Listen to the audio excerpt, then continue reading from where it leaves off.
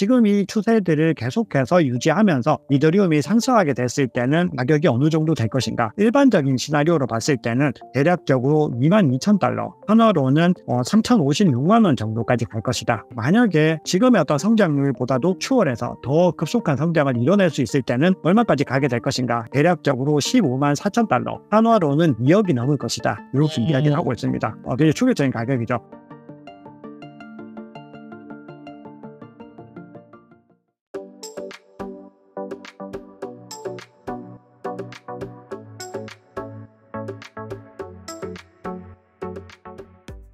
작가님, 7월 CPI가 발표되면서 9월 금리 인하가 확실시되고 있습니다. 반면에 트럼프 후보는 11월 대선 전에 금리 인하면 안 된다고 지금 막 파월을 압박을 하고 있거든요. 나스닥도 급락하고 우리나라 환율도 급등하면서 시장이 동요하고 있습니다. 9월 금리 인하 가능성 어떻게 보시는지요? 네, 이사님께서 말씀하셨던 것처럼 지금 9월달 그리고 11월달, 12월달에 한 차례씩 금리를 인하할 것이다라고 하는 시장의 어떤 기대치들이 높아져 있죠. 그런데 11월이나 12월에 대한 거는 그냥 단순히 기대치에 가까운 것이라면은 9월달 같은 경우는 지금 어떤 기대의 가능성들이 굉장히 높게 나오고 있습니다. 지금 패드워치에 가봤을 때도 이 CME 패드워치에서 대략적으로 90% 이상의 어떤 시장 참여자들이 9월 달에는 금리를 인하할 것이다라고 생각을 하고 있거든요. 그런데 우리가 그 기점들을 보면은 지금 물가는 계속해서 완연하게 잡혀가고 있고 고용 지표들은 조금씩 나쁜 움직임들을 보이고 있고, 그리고 제조업 같은 경우는 뭐 지표들마다 약간씩 엇갈리긴 하지만 그럼에도 전체적으로는 경기 침체에 대한 부분들을 의심할 수 있는 어떤 시그널들도 나오고 있어요. 가령 예를 들어서 부동산의 어떤 위기들을 볼 수 있는 미국의 상업용 부동산의 어떤 위기라든지 아니면 미국의 어떤 공실률, 사무실 공실률 이런 것들도 굉장히 많이 늘어나고 있는 어떤 추세들을 보이고 있거든요. 그래서 우리가 기본적으로 어떤 경제 전반적인 상황들과 어떤 전체적인 흐름들로 봤을 때는 9월에는 금리를 한 번 정도 인하해야 되는 것이 합리적인 어떤 판단을 했을 때는 맞다라고 생각을 하는데, 변수가 생긴 것이 지금 제롬 파월 의장을 갖다가 트럼프 전 대통령이 압박을 하면서 만약에 너가 9월 달이나 이 11월 달 전에 금리를 인하하게 됐을 때는 임기를 보장해주지 않겠다. 뭐 이런 협박을 하고 있는 거죠. 자, 그런데 뭐 개인의 영달을 위해서는 뭐 파월 의장도 굉장히 뭐 머릿속이 복잡할 수 있겠지만 그런 개인의 영달의 문제와 지금 시장의 어떤 상황들, 경제 흐름들, 그리고 거기다가 연준의 어떤 독립성 이런 부분들을 고려하면은 이런 트럼프 전 대통령의 어떤 그런 이침들이 작용할 가능성은 개인적으로는 높진 않다라고 생각을 합니다. 그래서 개인적으로 9월에는 금리 인하를 한 번 정도 할 가능성이 있다고 생각을 하고요. 그리고 또 하나의 변수가 지금 대선 어떤 국면들이 좀 복잡해지고 있죠. 그래서 트럼프 전 대통령이 그냥 무조건 당선된다라고 했던 입장에서 지금 해리스 부통령이 갑자기 크게 치고 올라오면서 대선의 국면들도 조금 더 복잡해졌습니다. 그렇기 때문에 어떤 트럼프 전 대통령의 입김에 의해서 지금 이런 연준이 흔들리거나 휘둘릴 만한 그런 요인들도 조금은 더 뭐 줄어든 것이 아닌가 이렇게 생각을 하고 있어서 개인적으로 9월에 금리 인하의 가능성은 꽤 높다 이렇게 생각을 합니다. 9월에 금리 인하가 나온다면 아무래도 암호화폐 전반에는 가격에는 좀 유동성이 증가하니까 오르는 그런 도움이 될 것 같은데, 작가님 또 큰 호재라고 따지면은 지금 이더리움 현물 ETF가 오늘 지금 출시가 되지 않았습니까? 24일 현재요. 한국 시간으로. 요거 좀 성과가 좀 어떤가요? 네, 지금 이더리움 현물 ETF 같은 경우는 첫날 성과치고는 다들 기대보다는 좀 낮다라는 평가를 하고 있습니다. 그래서 기대치가 뭐 다들 모든 기관들마다 좀 달랐는데 굉장히 불리시한 관점을 제시하는 기관들도 있었지만 전반적으로 다수의 기관들은 이더리움 현물 ETF에 대한 기대치가 상당히 낮았거든요. 그런데 첫날의 결과를 보면은 10억 달러 이상의 일단 거래량이 나왔습니다. 즉 하나로 따졌을 때 1조 3천억 원 이상의 거래가 일어났다는 거죠. 이거는 이더리움 ETF 전반을 두고 봤을 때도 첫날 성과치고는 상당히 괜찮은 성과다라고 볼 수가 있고, 그리고 우리가 굉장히 또 우려했던 부분들이 그레이스케일의 이더E라고 하는 ETHE라고 하는 상품에서 많은 물량들이 빠져나가면서 순유입보다 순유출이 월등하게 많을 수 있다. 이런 불안감들이 시장에 있었는데, 우선 첫날의 스코어만 봤을 때 전체적으로 거래량의 40%에서 45% 그 이상을 갖다가 그레이스케일이 차지를 했는데, 그보다 더 많은 물량들이 시장에 유입이 되면서 결론적으로는 순유입으로 마감이 됐습니다. 그래서 대략적으로 6.5억 달러 정도 유입으로 나왔고, 블랙락 같은 경우도 전체 거래량에서 한 25% 정도를 차지하면서 굉장히 좀 좋은 움직임들을 보여줬습니다. 그래서 시장에서는 이더리움 현물 ETF도 올 1년 동안 혹은 1년 반 동안의 스코어들을 봤을 때 뭔가 우리가 기대하는 것들보다 더 좋은 결과들을 가지고 올 수 있다. 이런 이야기들이 나오고 있죠. 자, 그럼에도 지금 이더리움에 대해서 전망들은 좀 많이 엇갈리고 있는 것도 맞습니다.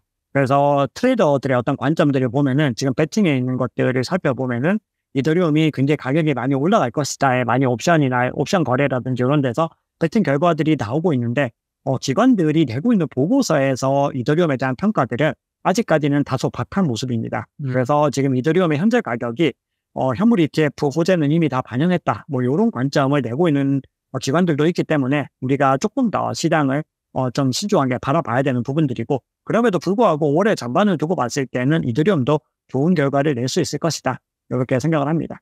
근데 작가님, 미국의 암호화폐 자산 운용사 비트와이즈의 맷 호건 최고 투자 책임자는 이더리움 ETF 출시 후 향후 18개월 동안 150억 달러의 순이익을 기록할 거라고 예상을 했고요. 올해 연말까지 2024년 연말까지 이더리움 가격이 사상 최고치인 5,000달러 위로 끌어올릴 것이다 라고 전망을 했습니다. 또 스테노 리서치에서는 올해 말까지 최소 6,500달러로 도달할 것이라고 봤습니다. 이렇게 이더리움 가격을 사상 최고치로 보는 시선이 많은 가운데 금액적으로는 그렇게 이게 높은 건가? 라는 생각은 들거든요. 좀 이런 보고서 의견에 대해서 어떻게 생각하시는지요? 기본적으로 말씀 주셨던 보고서 내용들을 바탕으로 봤을 때는 굉장히 좀 보수적인 관점에 오히려 좀 가깝네요. 왜냐하면 지금 현재 가격 대비로 뭐 그렇게까지 높은 가격을 제시하지 않았고, 어떻게 보면은 기관들의 전반적인 스탠스가 제가 앞서 말씀드렸던 것처럼 굉장히 불리시하지 않다라고 말씀을 드렸던 거죠. 그래서 그런 것들이 좀 가만히 된 것들이 아닌가라고 생각을 합니다. 그래서 어떤 정답지는 없는데, 제가 최근에 저희 채널에서 소개한 내용 중에서 많은 분들이 좀 관심을 가지셨던 보고서가 있습니다. 이게 이더리움 관련된 보고서인데, 바네크라고 하는 회사가 있죠. 바네크가 이더리움 ETF, 비트코인 현물 ETF, 거기다가 지금 솔라나 ETF도 최초로 지금 신청한 회사가 바네크거든요. 네. 그래서 굉장히 좀 혁신적으로 뭔가 시장에서 전투적인 스탠스를 좀 가지고 있는 회사다. 요거를 좀 먼저 알아두시고, 여기서 제시한 가격의 어떤 전망이 있는데 어떤 불리시한 시나리오에서는 다소 좀 과도하다 싶을 정도로 높은 가격을 제시하고 있어서 그게 어떤 근거로 제시를 하고 있는지 이걸 좀 한번 말씀을 드려보고 싶습니다. 네. 그래서 이제 말씀을 드려보면은 우선은 이 바네크에서 이더리움과 관련해서 가장 중요하게 본 부분은 기본적으로 이 올해 들어서 연평균 성장률이 급속도로 늘어나고 있는 것들을 보이고 있습니다. 그러니까 최근 들어서 2023년부터죠. 2024년에 접어든 이 과정들까지 해서 포물선 랠리를 그리면서 성장률이 늘어나고 있습니다. 이건 네트워크의 성장률을 의미합니다. 자, 그리고 그에 비례해서 사용자 수도 지금 급속하게 늘어나고 있는 움직임들을 보이고 있습니다. 자, 그러니까 지금 이 이더리움이라고 하는 네트워크의 어떤 가치들이 커지고 있는 것들을 확인할 수 있죠. 그리고 이거는 어떻게 보면 메트칼프 법칙이나 이런 것들 대비했을 때 그 가치들이 굉장히 커지고 있다라는 것들이죠. 자, 그리고 두 번째로 들고 있는 것이 기존의 어떤 웹2 서비스 대비로 했을 때 이더리움보다 수익성이 높은 서비스는 존재하지 않았다라고 이야기를 합니다. 그래서 웹2에 있는 굉장히 저명한 어떤 플랫폼들, 뭐 유튜브도 포함이 될 것이고, 그 외에 뭐 인스타그램이라든지 뭐 틱톡이라든지 여러 가지 플랫폼들이 있을 텐데, 그런 모든 플랫폼 대비로도 이더리움이 가장 우월한 어떤 수익성들을 거두고 있다. 이렇게 주장을 하고 있습니다. 그리고 그런 와중에서 가장 저명하게 가장 유의미한 성과를 내는 분야로는 지금 금융과 그리고 페이먼트, 결제에 대한 부분들이 또 많이 부각이 되고 있다. 이렇게 주장을 하죠. 그래서 지금 이 추세들을 계속해서 유지하면서 이더리움이 상승하게 됐을 때는 이제 어떤 결과들을 낳게 될 것이냐. 기관의 어떤 수요들이 많이 늘어나게 될 텐데, 기관들이 기본적으로 어느 정도 비율로 이더리움을 담으면은 가장 효과적인 퍼포먼스들, 즉 리스크 대비로서 가장 높은 수익률을 거둘 수 있을 것인가, 요거를 확인했더니 대략적으로 비트코인 3%, 이더리움 3% 정도를 담으면 된다. 이렇게 일단 근거를 가지고 주장을 하고 있습니다.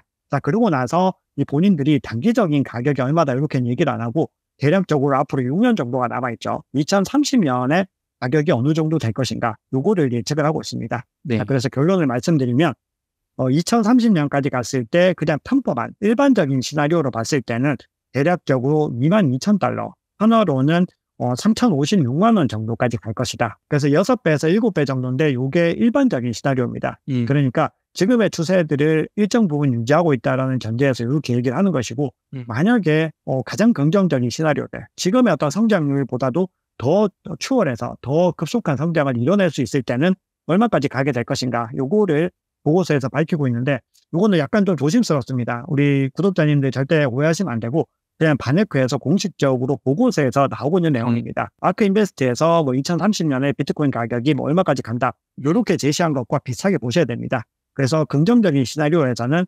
대략적으로 15만 4천 달러, 한화로는 2억이 넘을 것이다. 이렇게 이야기를 하고 있습니다. 굉장히 충격적인 가격이죠. 그래서 제 뭐 채널에서도 워낙에 많은 뭐 찬반들과 뭐 뜨거운 반응들이 있었는데 어쨌든 이거는 뭐 제 개인적인 의견이 아니고 어떤 공신력 있는 기관의 보고서를 근거로 한 것이고 그리고 그 보고서에서 하고 있는 어떤 근거들에 의해서 뭐 얘기를 하는 거기 때문에요. 참고해 주시면 됩니다. 그만큼 이 얘기는 이더리움의 가치는 향후에 계속해서 꾸준히 상승할 가능성이 높다. 그리고 굉장히 그럴 가능성이 좀 유력하다. 이런 식으로 해석을 해주시면은 뭐 가장 정확할 것 같습니다. 와, 이더리움이 2030년까지의 그 좋은 시나리오로 봤을 때지만 2억이 간다면 지금에서 거의 뭐 80배, 뭐 가까이 뭐 70배 이상 오르는 거잖아요. 그렇죠. 너무 많은 성장세들을 지금 이야기를 하고 있는 거죠. 근데 어쨌든 저게 이제 그냥 뭐 일반적인 투자자 의견이 아니고 바네크라는 회사의 공식적인 보고서이니까. 그렇죠. 나름의 근거는 있는 거지 않습니까? 그렇죠. 나름의 근거들을 가지고 환산을 한 거죠. 그렇기 때문에 케이스를 불 케이스와 베어 케이스와 그리고 일반적인 케이스들, 베이스 케이스까지 해서 그렇게 만들어낸 부분들이고요. 그래서 우리가 그냥 보실 때 기준으로 삼으실 때는 기본적으로 중립적인 모델을 기준으로 잡으시는 게 제일 좋긴 합니다. 그래서 대략적으로 지금의 시세에서 7배, 뭐 그 정도까지는 충분히 2030년까지는 갈 가능성이 있다라는 부분들을 생각하시고 그리고 개인적으로는 그것보다는 더 많은 상승을 하지 않을까라고 지극히 개인적으로는 보고 있지만 그럼에도 뭐 투자의 관점에서는 보수적으로 접근하는 게 무조건 더 유리한 부분들이 있죠. 네. 작가님 그러면 이렇게 이더리움 ETF에 대해서 뭐 금액적으로 조금 많이 오르지 않을 거다라고 보는 기관의 시선도 보수적인 시선도 있는 반면에 이렇게 좋게 보는 시선도 있는 거잖아요. 조금 이더리움의 부정적인 기관들의 좀 중점적인 포인트는 뭐가 있을까요? 가격이 많이 안 오를 거다. 기관들이 가지고 있는 일단 포인트들은 기본적으로 이더리움 네트워크가 아직까지는 속도가 느리다라고 하는 부분들이 있죠. 그래서 확장성에 대한 문제들을 계속해서 제기를 하고 있고 그런 어떤 방안으로 레이어 2가 만들어지고 있지만 그 레이어 2와 이더리움의 어떤 관계성에 대해서 즉 레이어 2들이 어떤 자체 거버넌스 토큰들을 어떻게 활용할 것이고 이것들이 이더리움의 어떤 메인 네트워크와의 어떤 교류들이 일어날 것인가 이런 부분들에 대해서 뭐 의문을 제시하는 입장들도 있습니다. 자, 그리고 또 중요하게 보고 있는 부분들이 어떤 경쟁에 직면하는 부분들 워낙에 쟁쟁한 레이어 1들이 지금도 계속해서 태어나고 있는데 앞으로도 꾸준히 더 태어날 거다라는 거거든요. 거기다가 솔라나 같은 경우는 최근에 이제 어떤 펀더멘탈 지표들, 그중에서도 뭐 거래 관련된 지표입니다. 대부분 네트워크에서 어느 정도 활동이 일어나고 있는지, 뭐 트랜잭션이라든지 일일 활성 주소 수라든지 뭐 이런 식의 어떤 펀더멘탈들을 비교해 보면은 이더리움을 갖다가 지금 월등하게 앞서고 있는 지표들도 많이 나오고 있거든요. 그렇게 봤을 때 이더리움이 어느 정도까지의 영향력을 가지고 갈 것인가에 대해서 의구심을 가지고 있는 어떤 기관들도 분명히 존재하고 있죠. 자, 그럼에도 불구하고 전체적으로 우리가 생각하는 어떤 가격의 측면에서 조금 더 우리가 기대하는 것보다는 덜한 것이지만 전반적인 어떤 기관의 어떤 텐스 자체가 이더리움이 장기적으로 발전할 것이다. 여기에 대해서는 많이 방점을 가지고 있고 그리고 우리 또 비트코인에 굉장히 좀 안 좋은 얘기들을 많이 하고 중요한 순간마다 반대 의견을 내는 이 JP 모건 같은 경우도 이더리움에 대해서는 굉장히 우호적인 이야기들을 많이 하고 있죠. 오히려 비트코인보다도 이더리움을 더 좋게 평가하는 보고서들도 많이 있습니다. 그 JP모건의 다이먼 회장님 같은 경우 저 재무부 장관인가요? 뭐 그런 뭐 제안을 뭐 할 거다 이런 뭐 얘기가 있던데 그러면 뭐 입장이 바뀌지 않을까요? 네, 그거 이제 두 가지 루머가 있었죠. JP 모건의 제이미 다이먼 회장이랑 그리고 블랙락의 레리 핑크 CEO 이 두 분 중에 한 분이 재무장관이 될 수 있다. 트럼프 전 대통령이 당선이 되면은 재무장관으로 임명할 것이다라고 했는데 오늘 공식 입장으로 트럼프 전 대통령이 그런 사실 없다. 그렇게 일단은 밝혀서 기본적으로 현재는 루머인 것으로 판명이 났습니다.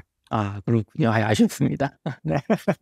네, 작가님 그 이더리움 현물 ETF 얘기 좀 더 해볼게요. 비트코인 현물 ETF가 출시된 이후에 한 2주 정도 가격이 오르기는커녕 뭐 이렇게 그레이스케일의 이익 실현 물량으로 떨어진 적이 있었잖아요.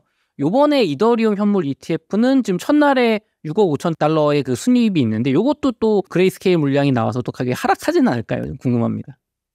네, 그럴 가능성들이 시장에서 충분히 제기가 되고 있고 가능성이 있는 얘기라고 생각을 합니다. 자, 그런데 절대적인 물량 자체가 또 비트코인 때처럼 많지 않고 그리고 그레이스케일에서 미니 트러스트를 먼저 또 빠르게 출시하는 움직임들을 보이고 있습니다. 그래서 비트코인과 유사한 움직임을 뭐 단기적으로 가지고 갈 수 있다는 것들을 배제할 수는 없지만 비트코인 대비로는 환경이 조금은 더 나아지는 부분들을 확인할 수 있어서 우리가 비트코인 때처럼 일단 대비는 해야 되지만 그래도 그때보다는 조금 더 우려감이 조금 적지 않나 그렇게 개인적으로 생각하고 있습니다. 자, 그럼에도 충분히 단기적인 하락은 염두에 두시고서 투자의 관점을 가지고 가셔야 됩니다. 네, 이더리움 현물 ETF 같은 경우는 스테이킹이라는 이더리움의 핵심 기능이 빠진 상태로 지금 출시가 됐기 때문에 많은 분들이 기관들에서도 이거는 뭐 매력도가 떨어진다 이렇게 예측을 하는 것 같은데요. 일각에서는 트럼프 전 대통령이 당선이 되면 이더리움 현물 ETF에 스테이킹 기능을 추가할 수 있다. 뭐 그런 거를 이제 요구하는 뭐 국회 상원 의원인가요? 그런 분들이 뭐 목소리가 있다고 하는데 이런 얘기도 궁금합니다, 작가님.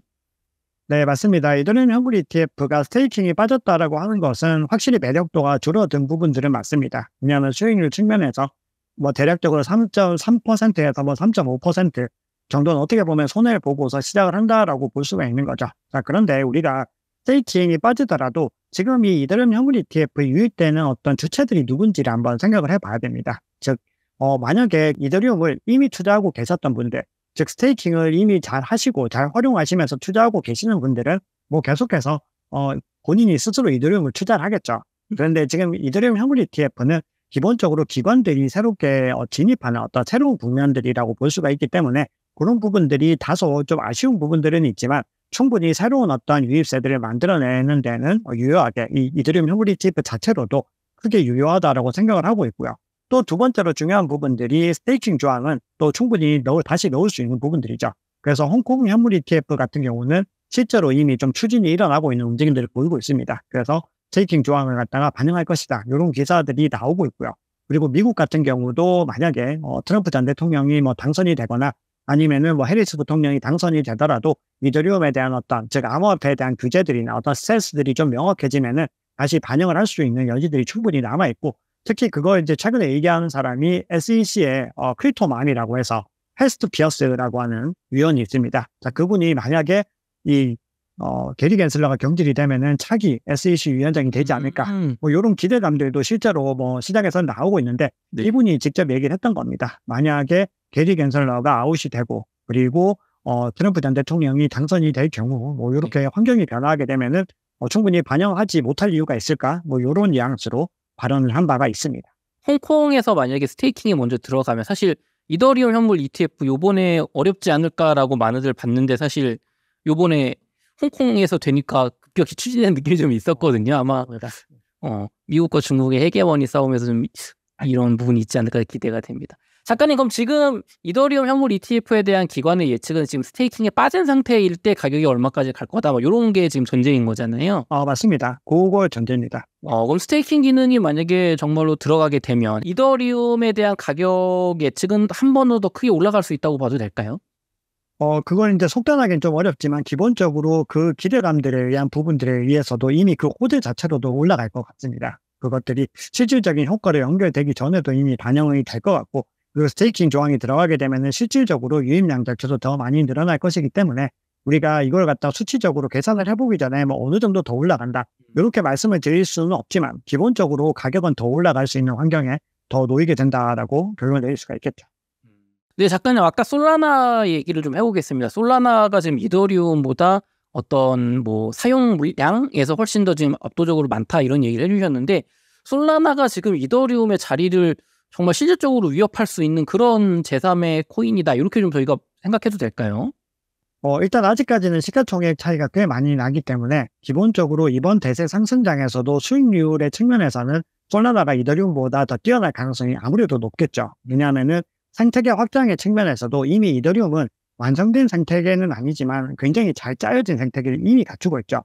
그런데 솔라나는 기존의 생태계 어떤 비율 자체가 즉 대배수도 그랬고 그리고 TVL도 그랬고 전체적인 어떤 기반 자체가 이더리움과는 비교가 안 됐는데 지금 굉장히 급속도로 많이 따라잡고 있는 부분들이 있거든요. 그러니까 아직까지 따라잡기에는 거리가 있지만 그럼에도 이 상승률로 봤을 때는 아주 거침없이 올라가고 있다는 부분들이 있기 때문에 우리가 좀 합리적인 어떤 판단들, 즉 어떤 내러티브적인 것들이 아니라 펀더멘탈 지표를 통해서 우리가 합리적인 판단을 해보자면은 솔라나가 이더리움만큼의 어떤 유의미한 어떤 성과들을 이제 내는 시기들이 좀 다가올 가능성이 있다라고 생각을 할 수가 있는 거죠. 그리고 이것들은 과거에는 솔라나가 사실상 내러티브로 잘 될 거야. 굉장히 핫한 코인이야. 이런 느낌이었다면은 지금은 그런 구도들이 많이 바뀌고 있거든요.